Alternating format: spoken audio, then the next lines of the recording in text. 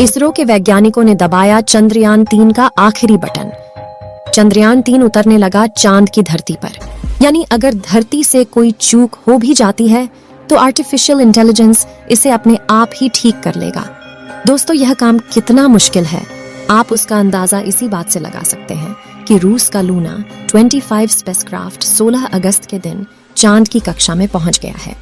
यानी धरती से चांद की पहली कक्षा तक के सफर को चुटकियों में करने वाला रूस चांद की पहली और 5वीं ऑर्बिट तक पहुंचने के लिए रूस का लूना अगले 5 से 6 दिनों तक चक्कर काटता रहेगा।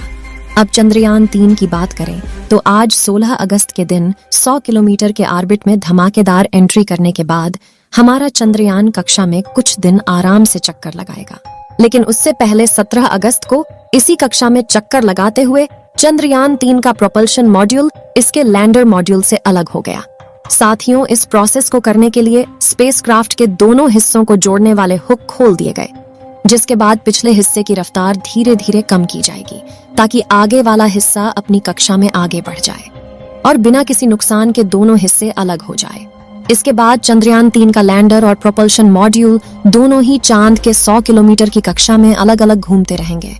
प्रोपल्शन मॉड्यूल तो यहाँ इसी तरह से चक्कर लगाता रहेगा, लेकिन 20 अगस्त के दिन चंद्रयान-3 का विक्रम लैंडर अकेले ही चांद की ऑर्बिट और कम करके 100 × 30 किलोमीटर की ऑर्बिट पकड़ेगा और जहां से 30 किलोमीटर की ऊंचाई से वह अपनी रफ्तार को धीरे धीरे कम करते हुए चांद की सतह की तरफ बढ़ेगा।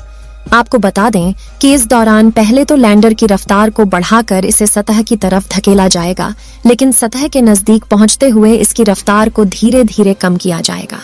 दोस्तों, लैंडिंग के दौरान चंद्रयान-3 के विक्रम लैंडर की रफ्तार कई हजार किलोमीटर से घटाकर सिर्फ 7.2 किलोमीटर प्रति घंटा कर दी जाएगी, जो काम इसमें लगे लेजर एल्टीमीटर और लेजर डॉपलर की मदद से किया जाएगा,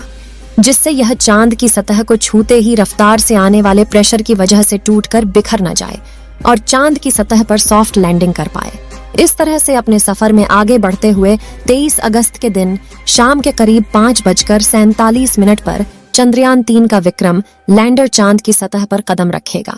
जिसके बाद यह अगले एक लूनर दिन यानी पृथ्वी के 14 दिनों तक चांद पर एक्सपेरिमेंट करेगा,